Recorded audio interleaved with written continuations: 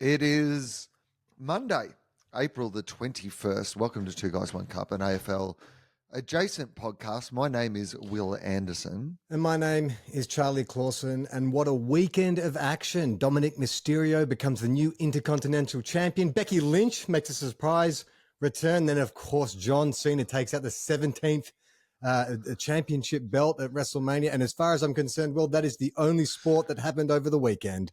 Did you manage to watch any of today's game? Because we were going to record, our plan was we were going to record about one quarter into today's game. We had basically delayed the whole idea of doing the podcast, partly because it was the last night of the Melbourne International Comedy Festival last night, and so I had some commitments. But secondly, because it was the big game today, the Easter Monday game, Hawthorn versus Geelong. And it turns out that's normally a pretty good game. So we thought, let's start the podcast at about, quarter time, half time, and then we can have a good kiss of death. Yeah. Did you... I mean, obviously, the other reason that we delayed the podcast was we were hoping the Pope would die. That was one of the big things we said. Fingers crossed, if we could just knock off the Pope before because we had tipped him to live, I believe. Yes, on last week's podcast. We did. It was a literal kiss of death that we gave to the Pontiff, unfortunately. Did you watch any of today's game? I did. Well, it turns out I had plenty of opportunity to watch the game because, yes, we'd planned to record at quarter time, but then the record-setting crowd of 88,000 at the MCG, because you were in such close proximity to the MCG, negated your ability to log on. So we literally had to wait for the game to finish and the crowd to disperse before we could actually record the show. Ironically, I had just enough internet at my house that I could run the KO to watch the game that was happening about 400 meters walk from my house, but not enough Wi-Fi for us to get online and talk about that. I mean, I think you and I probably have a very different view of this round because from a neutral observer up until Sunday, I was really enjoying it. A lot of upsets, a lot of results you wouldn't have predicted, and then just St Kilda. This is becoming I had a strangest feeling of deja vu watching the doggies run all over the Saints. And then I went back and checked. Last year, round five we played GWS. And then the week after we played the Bulldogs and got done by like 100 points or something. This year we played GWS, run into the Dogs and get done by 70 something points. And there's a lot of anger amongst Saints fans, I've got to say. I think... What are people angry at? Oh, that we got excited. We beat Geelong, we beat Port Adelaide away, and we just felt like, maybe something was building here. I don't think anyone was talking finals or anything, but what we were hoping to see is just a reduction in the difference between our good performances and our bad performances. But do St Kilda not... do St Kilda fans only look at St Kilda, or are they looking at St Kilda in the context of the broader competition? Because you would argue that this far into the season so far, every single team has pretty much looked like the best and worst team in the competition at some point. I mean, the fact that Richmond have won 2 games is incredible, I think, really. But the fact that these teams that have looked like, this is clearly the best team in the competition, and then you're like, hang on, they're getting beaten. And then you suddenly think, this is the best team in the competition, and then they get beaten. I mean, remember 3 weeks ago when Hawthorn were unbeatable? They were just going to win the premiership? Yeah, absolutely. And I think that you have been much more balanced about this the whole time. You always seem to be hold your horses. Anytime I've sort of gotten hyperbolic about any of the results this year, you've been like, hang on, it's early in the season. And the team will be winning the premiership. They'll be holding up the cup and I'll be like, hold your horses. Wait a minute. Wait a minute. But I think that is the accurate response because I was sort of, I switched the game off yesterday because it was just so bad to watch. We were so bad. It was one of the worst performances I can remember watching since last year when we played the Bulldogs. But then I was walking around today and I was just having a think about it. And I was like, Will has been sort of banging the drum about it's too early to tell. It's too early to tell. And, I just think that now I've just sort of chalk it up to we are a team that is rebuilding. And, we're going to pull it together against teams like Geelong every now and then. But then we're going to run into my two things are I love St Kilda and want them to do well, but I also have picked the Dogs for the flag. So I think somewhere, like, you know, I didn't get the result I wanted, but at the same time, I was watching the Dogs, and when Darcy went down, and thank God, you know, it looks like he's going to be out for a few months, but it's not what we all thought. But watching the way the Dogs play with Bont, I mean, what a fucking freak.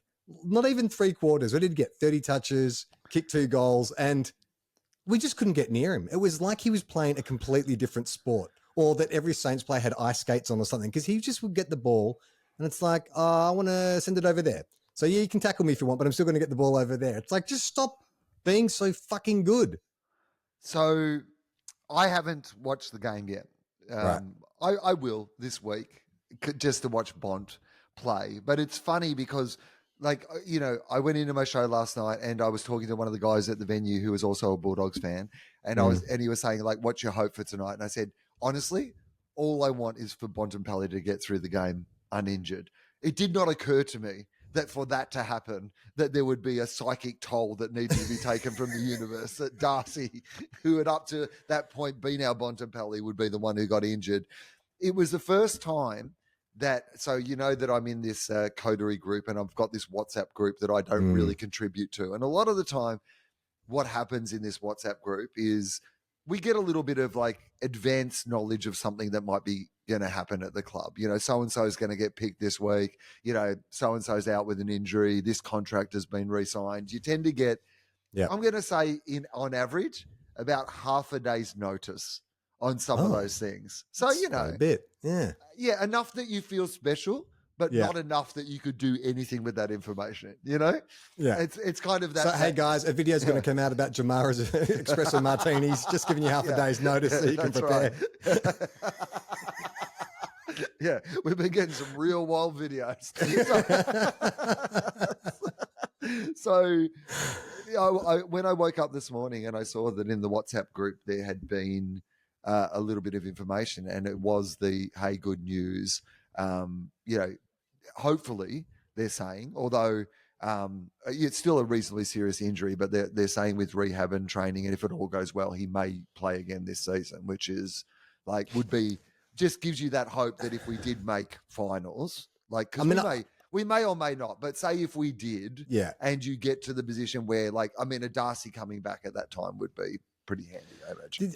I mean, I've said this about the Bulldogs before, but watching them again, it is like you have a team of midfielders or a team of like rebounding halfback flankers, because you get your hands on the ball and then you just start flicking it around, and we couldn't get near it. And I've noticed that teams do this to St Kilda, and maybe it's just like teams with great midfields, but there's this thing that you do where you just handball backwards to space to start your attack. And I just don't, it's like that Krusty the Clown joke. It's like, just grab the ball. Like, they do the same thing every time.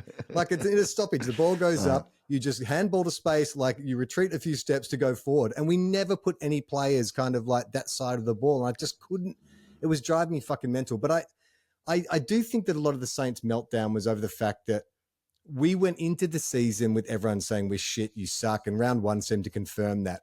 And then we got that huge sugar hit of, you know, beating Geelong, and then went on a run for 3 games where we felt good. But it's just that sort of sinking reality of, oh man, nah, it's another false dawn. Like, you can't help but fantasize as a Saints fan about what it must be like to be that team that has the fairy tale run. And maybe the fairy tale run will start at some point, but you sort of always, you know, you win 3 in a row and you're like, is this the fairy tale run? Is it starting now? Like, are we Rocky in this story? Are we going to defy the odds? Oh no, we're not. We're not good.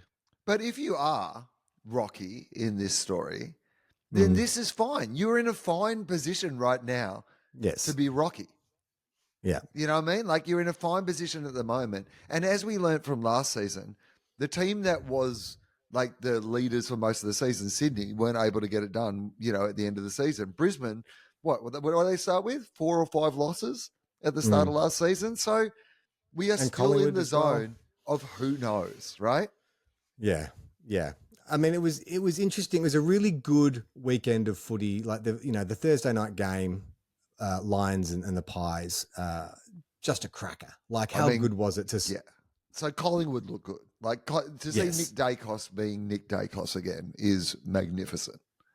Yeah, it's funny, isn't it? Like, you wonder with those super elite players, Like, you know how Dusty and Fife, legendarily had this sort of rivalry where they one player would get 30 possessions, they'd motivate the other one. I wonder if like Bontempelli has just been sitting there watching all this talk about Nick Dacos and been like, okay, I'll do it in 3 quarters. I mean, while Bontempelli has been away, he must have been paying some attention to the fact that suddenly people were trying to slot someone into his position. There was a lot of people going, oh, well, Dacos is the best player. Or there was even talk around like Thrillthorpe is the best player, or Darcy is the best player, or whatever it might be. Yeah. And Bont must have been looking at that going, Darcy's not even the best player in this team, mate. Like, what are you talking about? It's like that old Beatles joke about is Ringo the best drummer in the world? It's like, he's not even the best drummer in the Beatles. Yeah. So I think that like Bontempelli, Dacos, when these guys are at their best, it is good for the game. I mean, he wasn't necessarily at his best today because he's like that maybe is beyond him. But to watch Dangerfield, just step up in the moments of the game that needed to be stepped up in again today, you were just like, that's what those players who are at that absolute next level can do. Yeah, what a great game too. Like that, the Easter Monday just always delivers. But also a weird game as well. Like a lot of really easily missed goals. That strange thing with Bailey Smith whacking, was it Amon in the head with the ball, like, straight in the head. It's such a weird big brother bullying thing to do. Has Bailey Smith done a full heel turn? Like, speaking of WrestleMania, maybe like Bailey Smith feels like the most like he was when he first came into the competition. The whole thing was, he doesn't drink. He's never had a drink. He was the guy who was measuring all his food and exercise, and he was the hardest trainer. And like, this was the whole Bailey Smith thing. Then suddenly he goes through this, pretty boy abs period where it's like all about book me for your nightclub appearance, Baz Fest. Yeah, there's all these sort of things. Then there's the drug scandal. Then there's the knee. Then there's the Bulldogs falling out. And now he seems to be this. He's got this like villain at it. Like he's done this heel turn where it's like, double birds on the race, like jamming a ball into people's heads. It is very John Cena-esque. Right? Like you've been a baby face the whole time and now like you got long hair. And even today, because he must have cut his eyebrow, but he had a little bit of tape over one eyebrow and it just added to, it was like a villainous affectation. It was like the look. It suited the look, didn't it? I was like, at one stage I was like, is he wearing eyeliner? Oh, no, That's what I thought too. He looked like he was in drag. A drag or like a pirate, like a Johnny Depp-esque pirate with a bit of eyeliner going on. I like that. Exactly. And because Geelong don't really have a lot of heels, do they? Because like, who's their enforcer? Who's the guy? They don't have a pest, really. Like, they are lacking in that hissable kind of villain character. And I think that they've got so many guys. I mean, look, we, might have been one of the first to point it out. It has now been pointed out by thousands of people because it is impossible not to see. But they have their fair share of guys who have long hair and headbands on. And I think it is important to differentiate personality-wise. Like we know that Ollie Dempsey, right? He's like religious. So that's his look. Like he looks a bit angelic. That's how that differentiates him. Like, what's Blitz's ass? Sam De Koning. Oh yeah, looks like his brother. Yeah, not Tom. That's his defining characteristic. Kind of looks like his brother. Used to be better than his brother. He's that one who used to be better than his brother. Remember that? Until his brother got better than him. Reece Stanley. Still playing. Premiership player. Much to Rui's chagrin. Do you think that Nick Riewoldt has come back to Australia after 2 years overseas in America and just can't believe that Reece Stanley is still playing as an AFL footballer? I'd like Nick to write a follow-up memoir, which is just all dedicated to like how the fuck each chapter is just him analysing how the fuck does this player, this good ordinary player at best, be a premiership player. I won 6 best and fairest, 6-time All-Australian, captain 2 grand final sides, and I didn't get a premiership medal. How many games do you think, I'm going to look it up, but how many games do you think Reece Stanley has played? 200 plus. I'd say like 213 games. How many? Oh my God. Fucking hell. What? I don't know if this thing that I've just looked up counts today, but if it counts today, it is 213 games. Wow. Wow. Holy shit. Okay, can I ask you, when you thought that we were going to do the kiss of the two guys, one kiss of death, who were you going to tip to win? So Geelong led all day. Yeah. And Hawthorn kept pressing, got close. I reckon if we'd recorded in the first half of the game, I would have said Geelong are definitely going to win this game. And I reckon if we'd recorded it in the third quarter, Hawthorn would have been close enough that I would have said Hawthorn, mostly hoping that would be the kiss of death and Geelong would win. I agree. So I was going to tip Hawthorn no matter what, hoping it would be the kiss of death, because it really did come down to that in terms of the vibe, which team's vibe is more off-putting. And Geelong, it's hard to hate their success and their professionalism, whereas Hawthorn have those ups. Even though Hawks are the ones getting bashed in the face with footballs and stuff, it's just it's easier to dislike them. Can I say this? I was watching the game with somebody who doesn't ordinarily watch football, and they, when it went to the coach's box, they said, "Is that Charlie?" Chris Scott. I get that a lot. Yeah, it's because we have identical grey spots in our beard. I don't know. It's like whiskers in a weird way. We both get just the tips of our chins both go white in the beard. That's why I don't have a beard anymore, Will, because the Chris Scott comparisons were doing my head in. We've got to get Chris Scott to do, because his life and his career and stuff has been pretty cool so far, but it's not movie worthy yet, right? I see where you're going. Yeah, but we just need something to happen. That Chris Scott, they make a movie about Chris Scott, because never have you been more qualified to get a role. Well, did Chris Scott and James Hird, was there ever a significant a story or event that happened between those two? Because we've always talked about getting Scott Dooley to play James Hird. James Hird. So we could if there's some incident a kind of a Frost Nixon type thing where it's James Hird and Chris Scott cross paths. Yes. And we just based the entire film around Scott Hird. Oh, yeah, that's... Hird Scott. Hird Scott. I love that. That's really good, actually. I mean, they would have had some crossover in the early teens, right? When did James Hird, I can't even remember when the scandal happened. It was 2013, 2014. What I've just looked up right here is, okay. So, there's a lot of AFL 360, that kind of stuff is what I'm seeing at the moment. Okay, so I'm not really. They never clashed or had a go at each other in the media or anything. Yeah, I'm going to put clash. I'll put clash. Well, how about this, right? We could fictionalize something, because they definitely would have played against each other in the 2001 grand final. That's when Brisbane won their first of their three-peats. Yes. Purdy would have played in that, I imagine. The Scott brothers definitely were playing. And so maybe we can fictionalize some kind of 20-year relationship between the two. Yes. Some kind of, I don't know. You and Scott Dooley doing a stage play. It's like a stage play. Over Adelaide Fringe next year. Gather round. Yes. Gather round. It makes perfect sense. You and Dools do a Frost Nixon style. Who can I play? I want to be in it. I can be the person interviewing you. I have to play a media figure who's interviewing you. So what if I had to play a particular media figure from that era, who could I play? Well, yeah, I think so. Or maybe I could be a character that is based on several. You know how sometimes they'll fictionalize for one of these sort of things.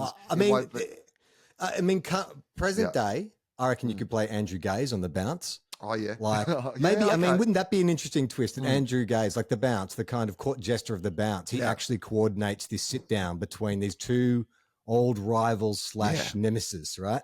They're doing a 20-year review of their careers.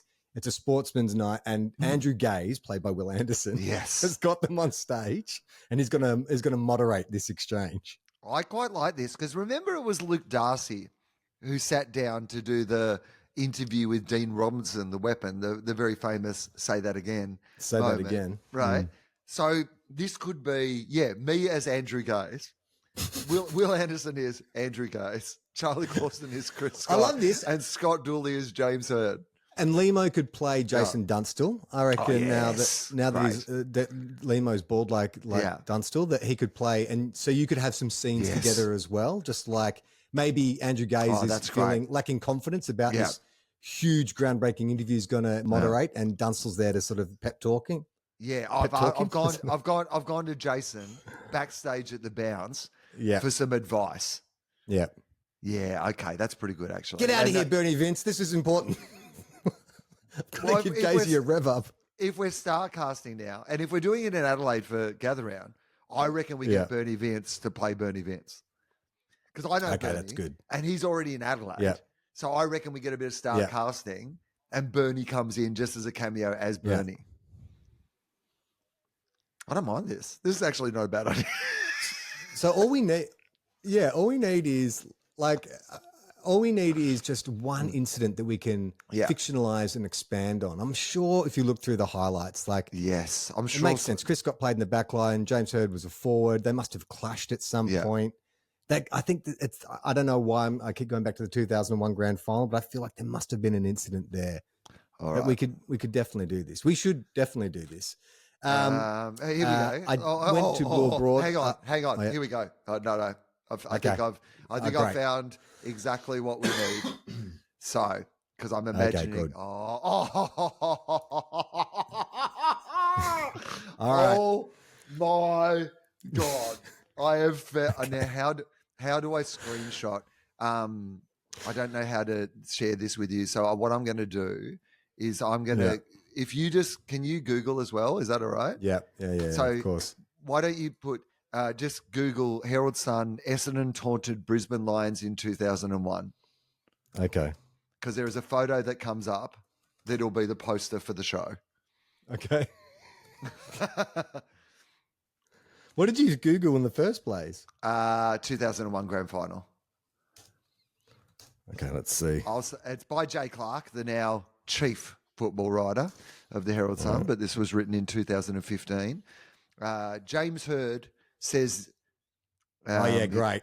Yeah. Can you see the photo? Armband taunt, can't compare. It's amazing. Yeah. James Hird has Chris Scott by we the assume throat. It's Chris Scott. It could be Brad. No, it says Chris Scott. It says James Hird and Chris Scott. Yeah. So, and he's literally grabbing him by the neck. Essendon coach James Hird says the Bombers' silent protest in the 2001 grand final against Brisbane's controversial intravenous drip program does not compare to Sam Mitchell's drug taunt. But anyway, there was a clash over the. This is very good. Okay, well that's perfect. Now we have it. That's there's the picture. For those of you watching the video, there's the picture. My goodness. I mean. That's okay. So, Essendon coach saying Bombers' silent protest in the 2001 grand final against Brisbane's controversial intravenous strip program does not compare to Sam Mitchell's drug taunt. No, I mean there's a through line here. Yes, right to the supplement sound. This is until today. I mean, it was Sam Mitchell, who was coaching today. I mean, this is just. So do we do this? Do we do this as like a serious play? Like, is this a David Mamet-esque kind of like a serious examination of death of a salesman style, the tortured psyche of a champion. Or I was thinking musical is the other direction we could go in. Like every other Australian fucking like satire. We just do it as a musical. Yeah. I think we go the opposite, which is like absolutely dead set serious stage play. No humor at all. Yeah. Okay, great. Let's get to some other results because it was an interesting round. Carlton got a massive win over the Roos. A lot of negativity around the Kangaroos at the moment. It is. I think like everyone is kind of sympathetic to the Roos. That's my vibe on it. But there is also this sense of like, it's like the fuck up brother-in-law or whatever, or uncle who after keeps a while you're falling off the wagon. It's like, when are you going to help yourself? Get your shit together, man. Like we've been trying our best. We bought you a house. We got you lots of furniture. There's food in your fridge, and then you get a call and it's like the house burnt down and the fridge is broken. It's like, what the fuck, dude? Like what more can we give you? I mean, I heard David King talking on SEN this morning about should stop giving them draft picks and start giving them coaches. How did it sound? Hang on. Okay. You know what? Here's what I'm saying. North Melbourne, instead of draft picks, they've got to get coaches. You got to coaches in there. I mean, my God, man, it's unbelievable. They've had top 10 draft picks in the last 5 years. They've given away their next year's first round. I mean, that's just ridiculous. That's just ridiculous. But I want to know, and I'm not saying that the development coaches down there are doing a bad job, but who's coaching? Because this is not a talent problem. This is a coaching problem. This is an attitude problem. I don't know. I mean, I feel sorry for all those Kanga supporters out there. I mean, we knew they didn't have a backline, and defense is their problem. There is no doubt about that. But it's also... I have not lost full faith in North Melbourne, and I do believe they are still on the right track. And I think that most of the people who want to, suggest that Clarkson has lost it or can't coach anymore or whatever. He didn't we forget that he has not coached for a large period of this time. I still think I just don't think the job is done yet. Don't lose faith. Doesn't it remind you a little bit though of when Dennis Pagan, as the premiership coach, the inventor of, Pagan's Paddock, when he went across to Carlton and everyone expected him to be a miracle worker there. And it didn't. It just was a completely different kettle of fish. And that's what you got here. Like Clarkson, because then the scuttlebutt now is, Clarkson was never a good coach. He just inherited the greatest list ever. No one's ever a good coach. Dennis Pagan was I've heard people say about Alan Jeans. Yeah. None of them are good coaches. And the one person who everyone kind of agrees is a good coach, Lee Matthews, right? Pretty much universally agreed that Lee Matthews is a good coach, right? Yeah. He is the person who says that players make coaches, coaches don't make players. Like, he's the one. One of the more universally admired coaches of all time is also one of the ones who says, you know what, if you've got good players, you get a lot of good credit as being a coach, right? Yeah. And so, of course, you need good players as well. Then it becomes that question around like someone like a Simon Goodwin, right? Where it's like, does he have a bunch of really good players and he got lucky and won a premiership and hasn't been a good coach otherwise? Or is he a good coach because he won a premiership? I think that a lot of the time it's only results that let people go, oh, he's a good coach. But I don't know. I think there is more to it than that. I don't think you can just judge whether somebody is a good coach based on results alone. I'd be interested to know, who's been the biggest ever flash in the pan coach? How you have flash in the pan players Adrian McAdam in his first season kicks 70 goals and then it's diminishing returns until he's delisted 4 years later or whatever. I wonder if there's been a coach who has won a flag, but then been fired within a 5-year period or something like that. Isn't the greatest example, not won a flag, but Brendan Bolton at Hawthorn? Because Brendan Bolton, when he took over, remember at Hawthorn, Hawthorn? Carlton? He got the job at Carlton off the back that he'd had the fill-in at Hawthorn, wasn't it? I didn't realise. Remember? He was a caretaker, wasn't he? He was the caretaker, and they kept winning, and they were like, oh, this guy's a great coach. And you're like, well, actually, I think he just took over a really good team. And they just kept doing what they were normally doing and everything was fine. West Coast almost upset the Bombers. That was a really good game. I actually watched the North Blues game and the Eagles Bombers game back to back, and two diametrically opposed games. After the North game, I was like, this is going to be a long Saturday night. But then West Coast looked kind of good. Or maybe Essendon were bad. Or Essendon were bad? Is that what it is? Excuse me. No, I think it's just...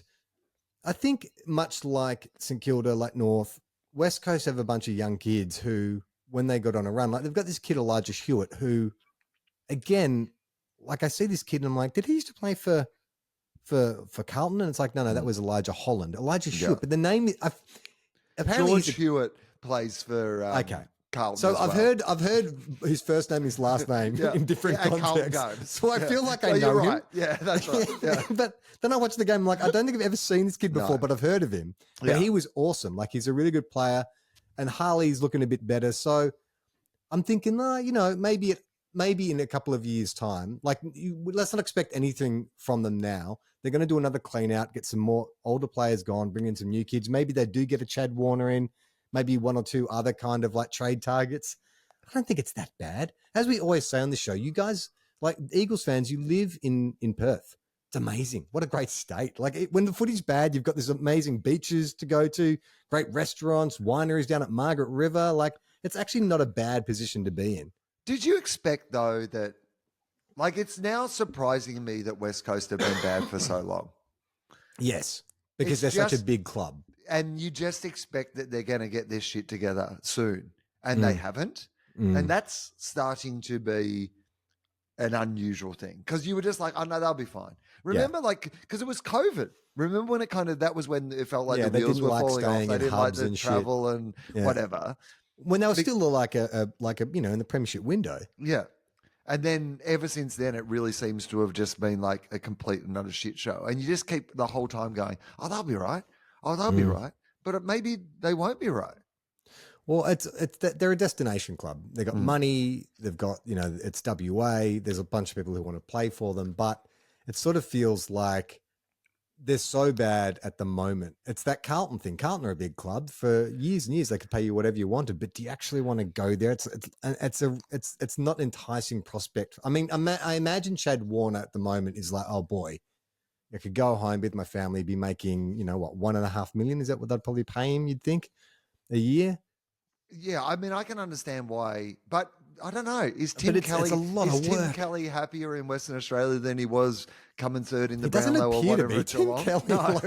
Like it just seems like it was a bad move. Like he was such an exciting player, and the world seemed to be his oyster. And then since he's been in WA, it just has not Well, he's just worked out playing for for a him. terrible team, losing every week. It's probably just the joy of it goes out after a while, right? Like, despite the fact that it's maybe fun to live in Western Australia, like the Carlton one. So I was talking to a guy, Luke, who is one of the excellent techs at the Comedy Republic, and so Luke is from Brisbane, but wanted to adopt a Melbourne football team, which I, to be honest, was like, oh man, I was just like, patronizing. but I was also like, mate, get on board Brisbane. Yeah. Like, you've got an excuse. Like, he Yeah, goes, no oh, I would have brainer. just won the I was like, yeah, but it's going to be good years for Brisbane for so long. You're getting a great new stadium. But he was like, no, I live in Melbourne and I want a Melbourne team.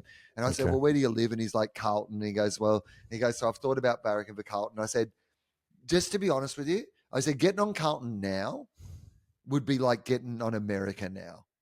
Like, I just got my green card. right, yeah, right.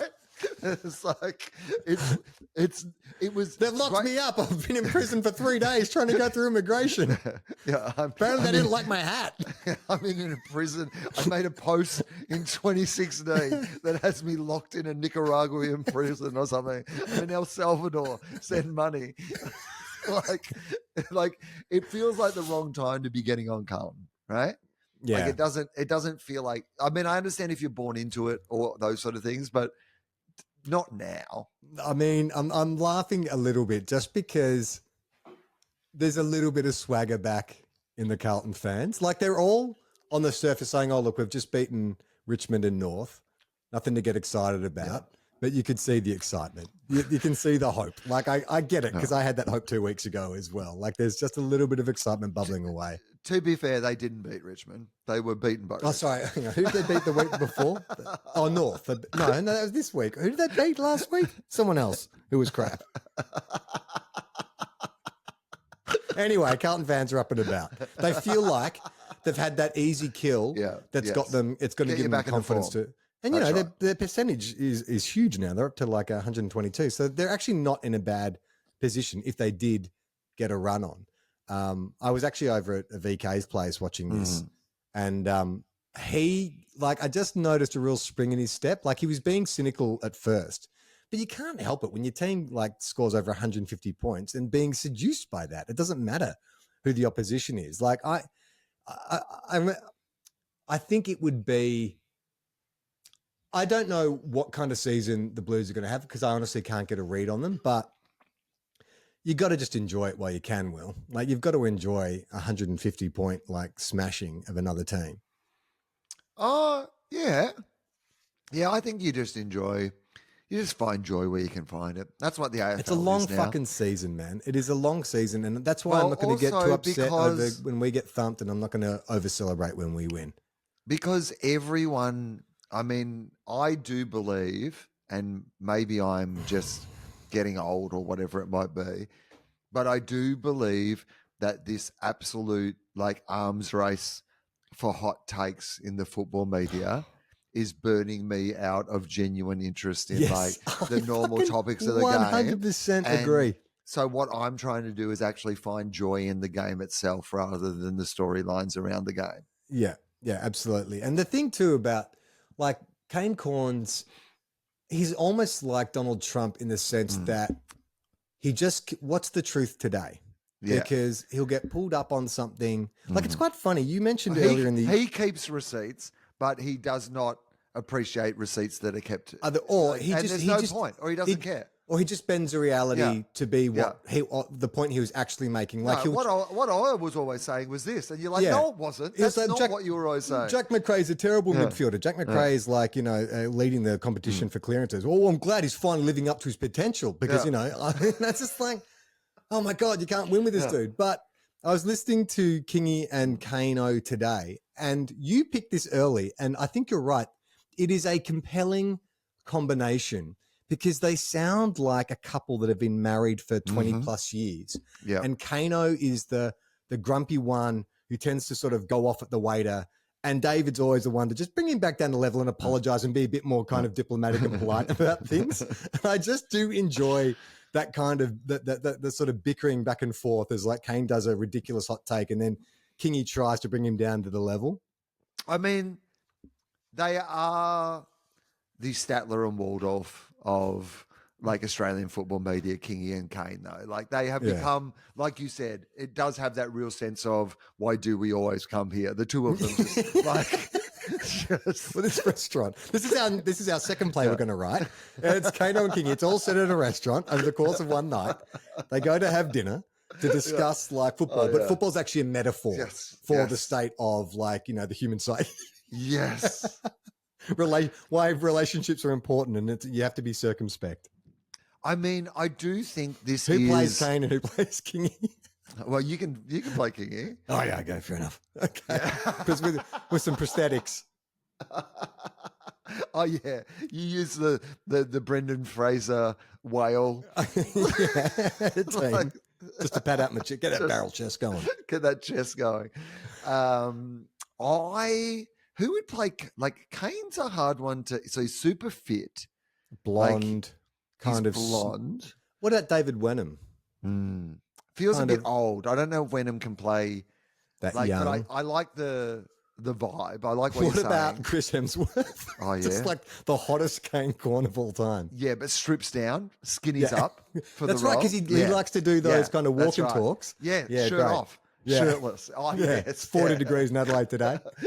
Chris Hemsworth is Kane Corns.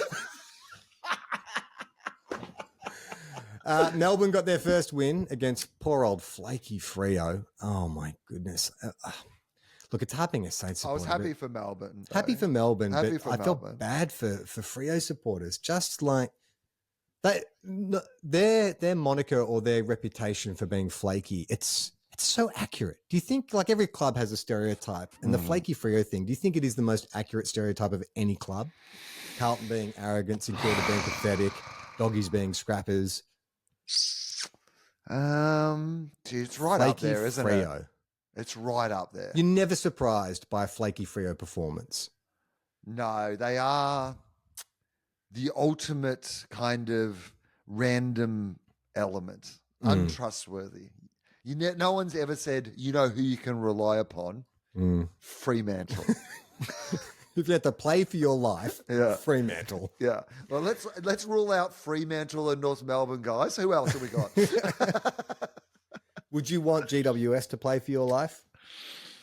I am of the belief that every team just like these, like, I don't see a team's one-off bad performance as being held against them in these seasons. I'm happy for teams can just have bad days. Yeah, I mean, friend of the show, Alex Williams, we were sort of texting back and forth because I watched all this game as well, and there's just certain games where you watch a team and go, "Oh, you were everyone's off, just not today. Off today." Yep. Like Toby Green, who kicked 5 last week, he missed a snap from like 30 meters out, his bread and butter, and you're like, okay, they're not working today. And conversely, Adelaide are really good. I think I've been holding Adelaide fire. are very good. Yeah, I think. I've been a holdout on them of saying, I think they're a good team, but they're going to be a good team. And Isaac Rankin, yeah, I just want one of those. Can I get one of those? Where do you get an Isaac Rankin? he is what we always imagined that he might be, but we wondered whether he would be, right? Like that was always the thing with Isaac Rankin. You were like, but he was never this at Gold Coast, was he? Like it's almost like he had to leave Gold Coast to step into that potential role. of this for Gold Coast, Yeah. and then it was that was the whole thing of like, I think Adelaide recruited him very much on we can see you going to this next level and becoming the player that. But then there was all that doubt about can he? And Kingy, to his great credit, he was the one who was there from the start on Isaac. I love Isaac. I love it. I mean, I love what this guy can do. Move forward, goes in the middle, wins his own clearance. Amazing. Just a wonderful player to watch. I mean, we could very well be looking at a Brownlow medal as well. I mean, and he could be the first Brownlow medalist who sings his acceptance speech. He could be the Brownlow medalist entertainment. Who else have we haven't? Oh, so we've talked a little bit about Richmond. I mean, let's talk a lot about Richmond. Good on them. Bit weird to have like fans cheering Noah Bolter. Like, I mean, I understand that. I don't like it. Yeah, it's, Can I just say that I don't like it? Is that yeah, all right? if this was like if he played for the Bulldogs with everything that's gone on, like I would not have cheered him as if he were a hero. strange, right? Like, If he played for the Bulldogs, to be honest, my preference would have been that the club waited until he was sentenced before he was, and then when he has been sentenced by society and we know what that is, you can then decide on what the rest of the punishment is. But if he had played for my team and my team had played him, I would not have enjoyed that as a supporter. I certainly wouldn't have stood and applauded like some did. yeah, I feel like the weird thing about it is it's not like he's been unfairly dealt with in the coverage of this story. He pled guilty. People saw the video. Like We've all seen the video, and it's very hard to argue that and look, he's going to probably, be punished. Like he's going to be punished, like by the law in some way. He's not going to go scot-free from this. Like, and whatever he gets, he's probably going to be lucky to get. I would have thought, actually, is what's going to really happen. Yeah, and so it was. Apart from that, it's good to see like a plucky little team of Tiger Cubs do well. Their old players are actually really good, but Macca Andrew at one point gave away like 2 free kicks in a row, like a free kick and then a 50. It's like, why is he so angry?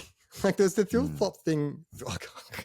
Yeah, we're going to have. I didn't either. Riley T. Thilthorpe. Big Riley T. Riley Thilthorpe. Thilthorpe. The Thrill Seeker.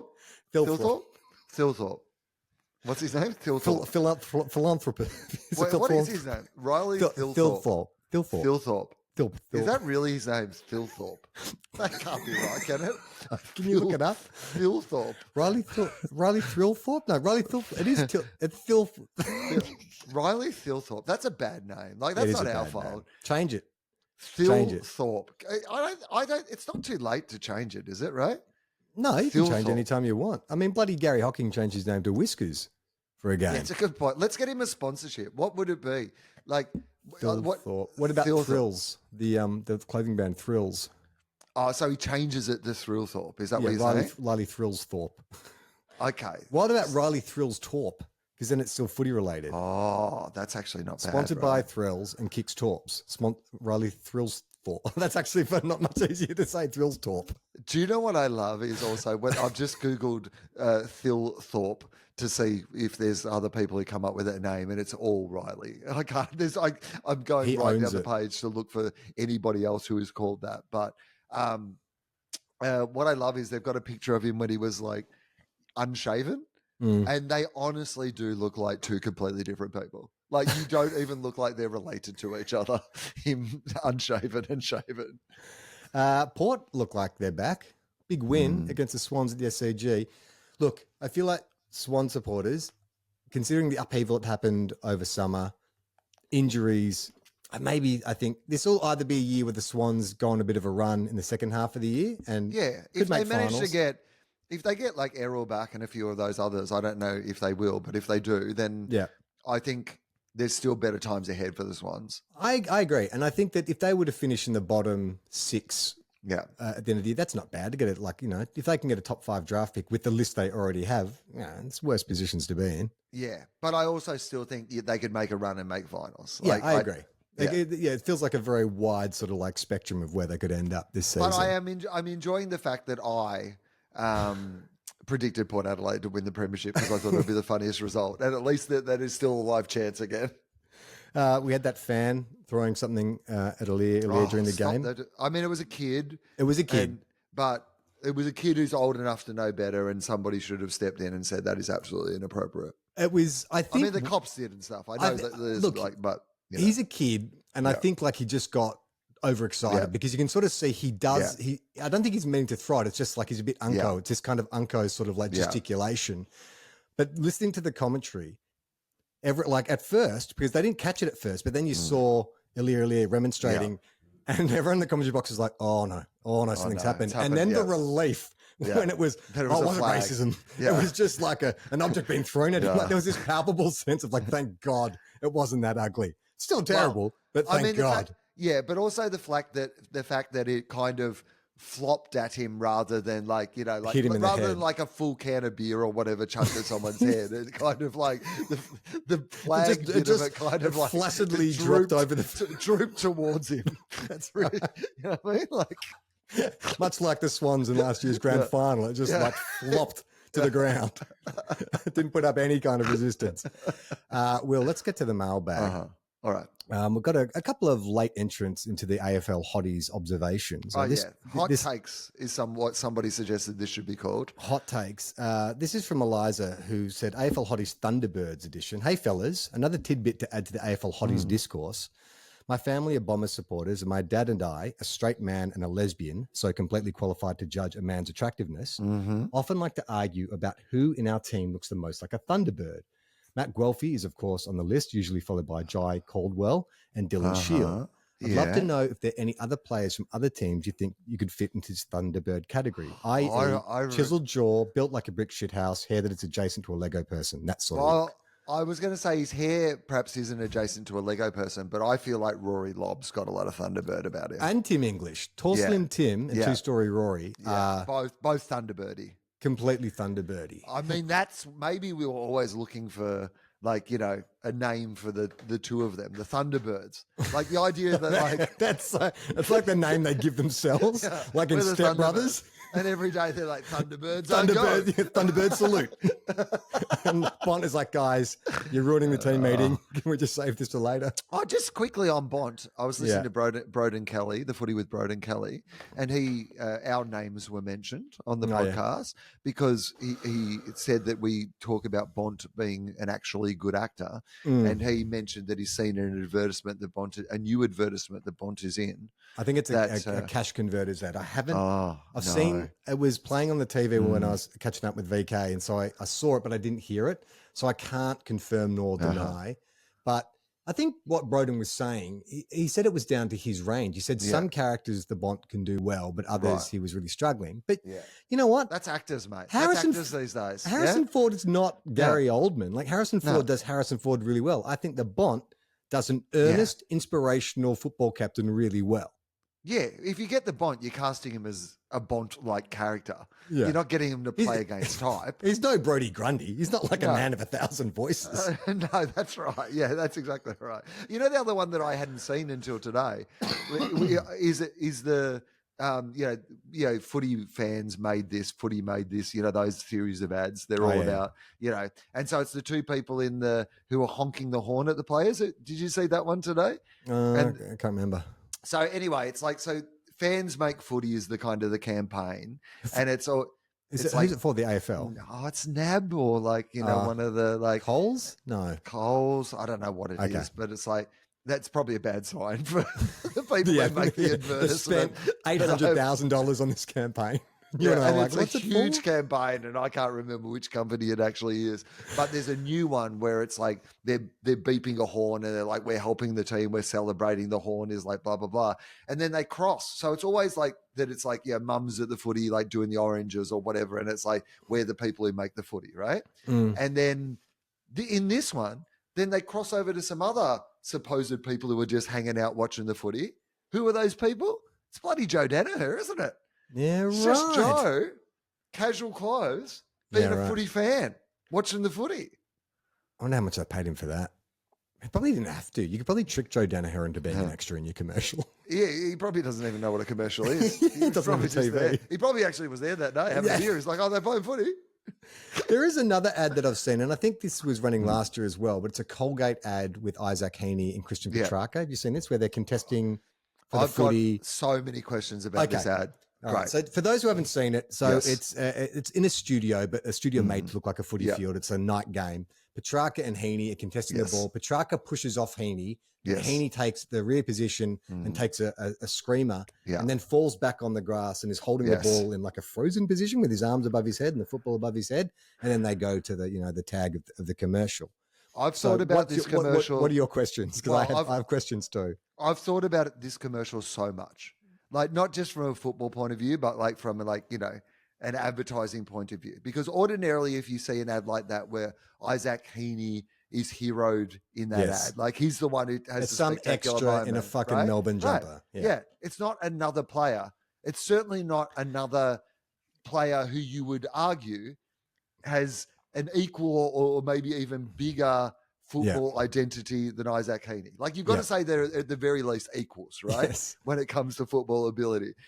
Is there a series of those ads where Petrarca has a hero moment? Okay. You and I've been doing some deep thinking about this. Is this the reason that Petrarca got rid of his agent?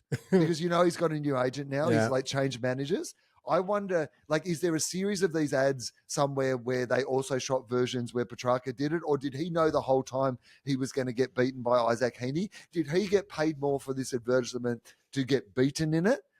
There's so many questions that I have about this ad. Okay, I agree. And all of this has gone through my head as well. If you watch the ad closely, they demonstrate the two things that the players are known for. So Isaac Heaney is known for high flying, Christian Petrarca known for contest work. You see both players exhibit their strengths. So Petrarca actually pushes off Heaney powerfully early and on. takes front position, but he mistimes his lead. Yeah. And then Heaney's able to fly over the top. So in a way, you could, and if I was the director pitching this, I would say you're both winners in this scenario, because we get to see how powerful and strong you are. If you were playing football, but this is not real football, Isaac. I mean, who am I trying to convince, Christian? Christian. Track? Isaac's fine. Isaac's got there's no point where Isaac Heaney's like, oh, I get pushed out of the way, I have a problem with that, because no one remembers that, because the big hero moment is the big mark at the end. But here's the thing that I think so the whole point of the ad is like, show your smile or whatever. And so as Heaney in slow motion climbs up Christian's back to take the grab, he puts this goofy grin on his face that he has to hold while he takes the ball. If I was Christian Petrarca and they presented me two kind of storyboards and they said, well, you could be the guy taking the mark, you can be the guy being jumped on, I'd like, do I have to do that fucking grin? It's fine. I'll just push off powerfully at the start. I think it wouldn't have been as hard a pitch as you think it is. I cannot disagree with that more. I think that is basically there is an ad running on national television where Christian Petrarca gets cucked by Isaac Heaney. Every time Christian Petrarca brushes his teeth, he must think, what did I do? Fuck my manager. I've got to get a good new manager. Interesting question. Look, if there's any of you sleuths out there, any sleuths out there who can shine a light on that, that'd be great. If you're Colgate in that situation, is this just because you already sponsored them? Because I would also argue you don't need both of them to spend money on both of them as in that ad, right? It does annoy me when I watch, like, when they do game simulations and commercials and it's just a couple of extras they've put in footy jumpers. I do like when they spend a bit extra and they'll get a couple of real players in. Yeah, but they could have got like a Sydney player or a West Coast player that we don't recognise. Like a 20 gamer or something like that. That's right. Get Brad Shepherd. He's retired. He's probably got nothing to do. Joe Danaher. Why not? The last one on the hotties. This came in from Tom Atkins. Okay. Hot, cold take, but I'm watching Brisbane v Collingwood and I don't think Lipinski is that hot. Is he pretty? Oh. Sure. But should he make the top 22? No, sir. I am 2 whiskies and half a bottle of Red Deep, and I'm gay. So I'm qualified and feeling very free to Okay. comment. Yeah, no, I'm happy with that. Meanwhile, Oscar McInerney's goal song, Not Pretty Enough by Casey Chambers. If so, I'm so here for it. And if I were at the Gabba, I'd be singing along. Yeah, that's It is. That is correct. Yeah. So, yeah, you know what? I am looking at a picture of Lipinski, and he is definitely prettier than he is hot, if that makes sense. But I'd still say he is pretty hot. Like, I still think he looks pretty hot. I think he'd make our All-Australian 22, surely. I think so. Would we, if we were picking an All-Australian 22 of hotties, Yeah. would we be picking them in position? Therefore, do we have to find, say, the hottest ruckman in the league? Well, like, who's the hottest ruckman in the AFL?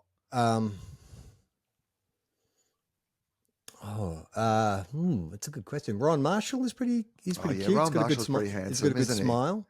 I reckon he'd be right up there. Briggs. No, he's more of he's like luggish kind of type.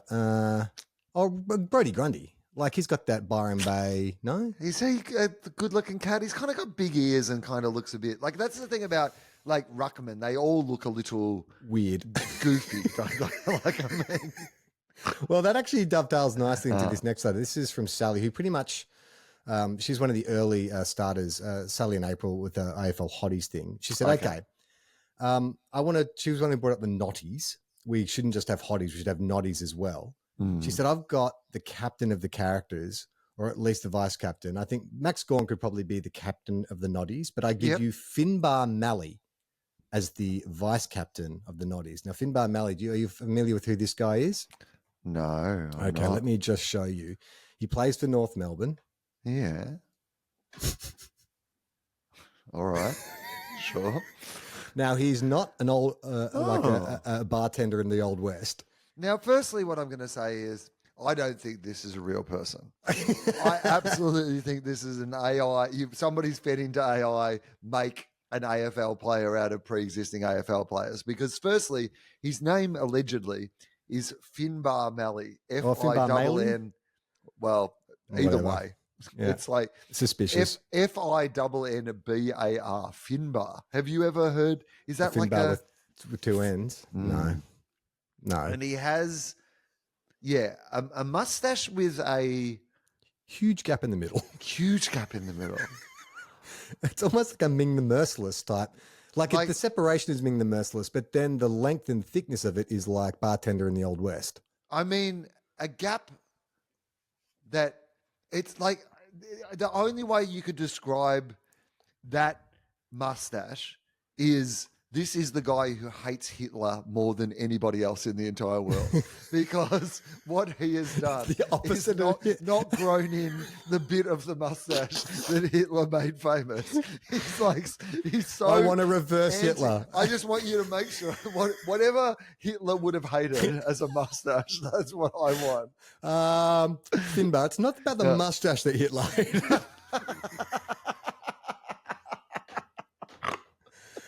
We talked a lot too about the demons, and you were sort of saying you actually felt a bit sorry for D's fans in 21. This is coming in from Billy. He says, listening to you two chat about the blokes nicked over the border to watch Melbourne's triumph in 2021 and whether or not it was worth it, had me remembering my own feelings in retrospect almost 4 years on. In prelim week 2021, I was home in lockdown in Melbourne, and I spent a little time dreaming about us making a grand final and then being frustrated at being unable to go. And then we shellacked Geelong. That night, I did my research and I figured out a legitimate way to get from my house to Optus Stadium in time for the granny. The extra week off in between, allowing a quarantine in Darwin, was just long enough to satisfy WA border restrictions. I had a lead on a ticket to the game, at a hotel quarantine, ready to book, time off work, ready to go. All up, I think it was going to cost me $16,000, maybe even more. Yeah. I technically even had the money ready to go. But in the end, I decided not to. Too much money to risk on a grand final loss. And that would be it, right? That's the only thing that would just scar you forever. If you had not only watched your team lost, but you had spent like 16 grand on watching them lose. 4 years on though, and staring down another 53 years before a flag is me really wondering. In the end, I used that money to help put down a deposit on a house, so I can't complain. But I can't help but think what might have been. All in all, I watched at home with my equally past suffering family and watched Petrarca, Fritsch, Gorn et al. Bring us the flag. Ecstasy in moment, bittersweet in memory. Dad had the Herald Sun life-size Max Gorn on the wall for a year. A year? Mate, that would never come down if I ever saw a Saints flag. It would be the first thing I would make people look at when they came to visit me in my home. I'll just march them over to that bloody WEG or whatever it is. Who does it now? Jeff Horn. Mark Knight. Mark Knight. Jeff Horn. Completely made that name up. It's well, he was like Jeff Hook, but he put penises in all his cartoons. As my malign demons fade back into irrelevance, all I can do now is hope that Charlie Sanders get back in the mix before too long. Thank you. I do appreciate that. I've got another message regarding Brad Shepherd, the player that we couldn't remember. Oh, yeah. As this is a football adjacent podcast, I trust it's within the scope to discuss some football adjacent issues. So forgive me if I overstep the mark. No, of course. To follow on from previous topic, have we read this before? No. No. Okay. To follow on from a previous topic, I think we might know another reason why former Eagle Brad Shepherd's solid, nay, distinguished career may have passed you. He's the son of Sean and Mitch. He's the cousin of Sean and Mitch Marsh. They are cricketers who have represented Australia, in case you don't recall their names. I know those players. Yep. If you do recall them, it may be in the context of why haven't they been dropped? They're useless. Their sister, Melissa Marsh, was a professional basketballer who was inducted into the Basketball WA Hall of Fame, but I don't expect you to know that either. There must be some sort of curse such that any notable sporting achievement by this family is bound to be ignored.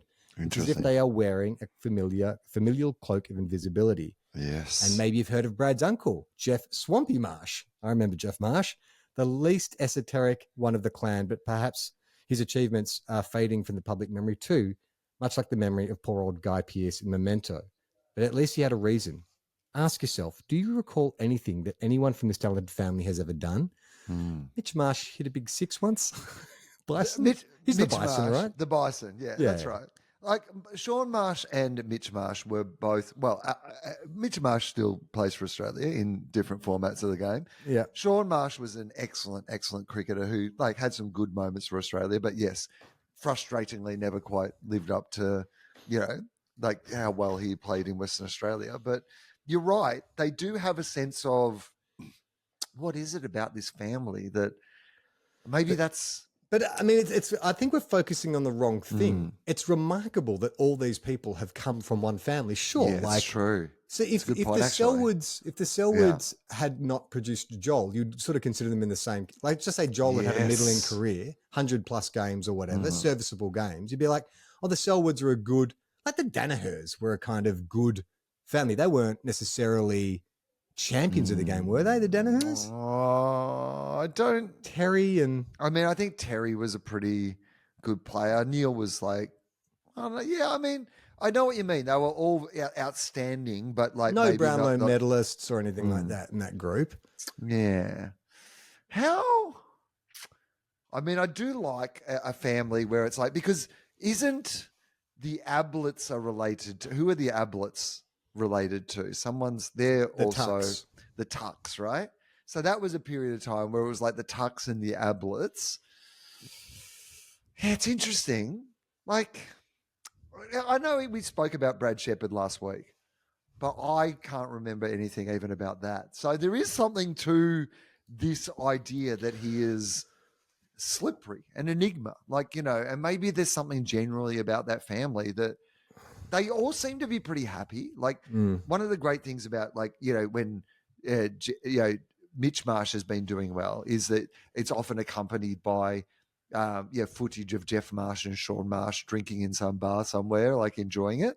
Yeah. And they seem to have lived quite an enjoyable life off the field. So maybe there is just something ordinary, about them in a good way. But isn't that the majority of AFL players? Like the majority of people don't even play 100 games. So to even get to that level of Brad Shepherd, 200+ premiership player, it's not so much about his ability or his resume. It's about our ignorance of him. I think the previous week when that person wrote in saying it's because he plays for Western Australian team in a Sunday afternoon time slot. That's why you don't know who he is. But WA listeners, why don't you let us know? Is Brad Shepherd is he a vaunted sportsman in WA? Like, do you all know who he is? If you saw Brad Shepherd in your local bakery, would you recognize him straight away? Or is it just one of those things? Easterners? Is it kind of like one of those things where you're like, you know who I love? Adam Scott. And you're like, who's Adam Scott? And you're like, have you not seen Severance? Like, Adam Scott. You've never seen Party Down? Adam Scott. And Step like, you're like, Brothers. you don't watch Parks and Recreation? Adam Scott. And you're like, if you don't, if Parks and Recreation was on at Sunday afternoon at 4:00 and you never watched it, then maybe you don't. While we're doing call-outs, there was actually something I wanted to discuss, but we've run out of time. Okay. But this is a good sort of lead into next week. I've been thinking a lot about whipping boys because the St Kilda's run of form the last couple of weeks has seen some surprising whipping boys emerging at Moorabbin. And I'm always fascinated by the fact that there's always a player at a club who is the whipping boy. And I'd like to know who your team's whipping boy is. So please write into us. You can either go to everyonerelax.co. There's a little contact form. You can send us a message. Or, and I know some of you like to send attachments, you can go to 2guys1cupafl@gmail.com and we'll get the message. Will, you've finished your run of at the Melbourne Comedy Festival. Do you have any more live shows coming up in the near future? Go to comedy.com.au if you want to come and see me in Sydney or Brisbane or a bunch of other places. But in a couple of weeks, so just the night before the election, I'm in Narre Warren doing a one-off of Will Legitimate. There are tickets available to that. That'll be really fun. So if you are in Narre Warren or the Narre Warren area of Victoria, come along to see Will Legitimate the night before the election. And in 2 weeks' time, we'll put tickets on sale for Scott Hurd, the 1 hour Adelaide Festival show. If you want to support the show, Patreon is the best way to do that. Patreon.com/everyonerelax. You get ad-free episodes of not only this show, but every show on the Everyone Relax channel. And we put up videos 24 hours before everyone else. So if you want to get that early 2 Guys 1 Cup video goodness, you can at Patreon. But that is it for this week. Everyone stay calm. It's early in the season. The results don't matter yet. Let's just wait. Everyone just chill the fuck out. It's fine. Don't worry about it. Play on, not 15. Bo. We're two 40-loving dickheads dreaming about a Premiership Cup. We love our clubs, but they never win. 2 flags in 100 years. That shit house. If you think we'll be insightful, clever, or just well researched, we're here to say that's not the case. We'll just go out and wing it. We are 2